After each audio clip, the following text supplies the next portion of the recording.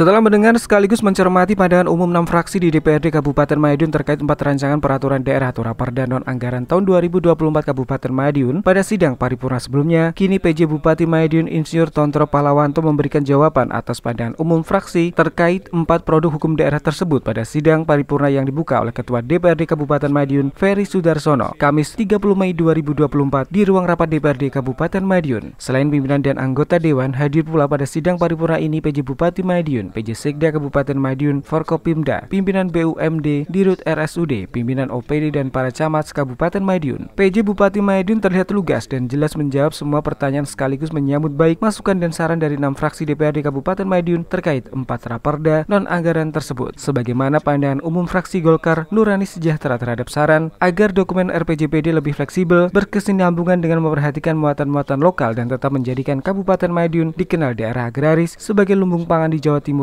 bagian barat, dengan tidak melupakan arus perkembangan industrialisasi yang semakin cepat seiring dengan perkembangan zaman. Hal tersebut dijelaskan oleh PJ Bupati Madiun dalam penyusunan dokumen rencana pembangunan jangka panjang daerah telah menggunakan pendekatan perencanaan yang bersifat partisipatif, yaitu melibatkan semua pihak yang berkepentingan atau stakeholder terhadap pembangunan yang diwujudkan dalam Musrembang. Dapat dijelaskan bahwa dalam penyusunan dokumen rencana pembangunan jangka panjang daerah ini telah menggunakan pendekatan perencanaan yang bersifat partisipatif, yaitu melibatkan semua pihak yang berkepentingan terhadap pembangunan yang diwujudkan dalam Musrembang. Terhadap saran agar penyusunan raperda tentang rencana tata ruang wilayah tahun 2025 sampai dengan 2045 selalu melibatkan semua pemangku kepentingan di tiap-tiap wilayah dan dalam implementasinya tidak menyulitkan masyarakat dalam melakukan aktivitas sesuai dengan kebutuhan yang berkembang. Dapat kami sampaikan bahwa dalam penyusunan raperda dimaksud telah melalui beberapa tahapan dengan melibatkan berbagai pihak, diantaranya unsur pemerintahan, tokoh masyarakat, serta telah dilaksanakan kegiatan koordinasi dan sinergitas dengan anggota legislatif dengan harapan mendapatkan masukan-masukan untuk penyempurnaan rencana tata ruang wilayah Kabupaten Madiun.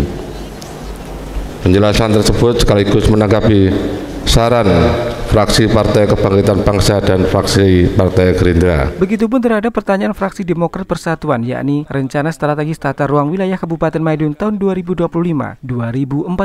Dapat dijelaskan bahwa kawasan strategis Kabupaten Madiun wilayah yang penataan ruangnya diprioritaskan karena mempunyai pengaruh sangat penting dalam lingkup kabupaten terhadap ekonomi, sosial budaya, dan atau lingkungan. Adapun rencana strategis tata ruang wilayah Kabupaten Madiun 2025-2045 secara garis besar, lanjut PJ Bupati Madiun meliputi kawasan strategis ekonomi dan kawasan strategis sosial dan budaya. Materi tersebut secara rinci telah tertuang dalam batang tubuh rancangan peraturan daerah. Tidak hanya itu, pandangan umum dari 6 fraksi dewan dijawab semua oleh PJ Bupati Madiun.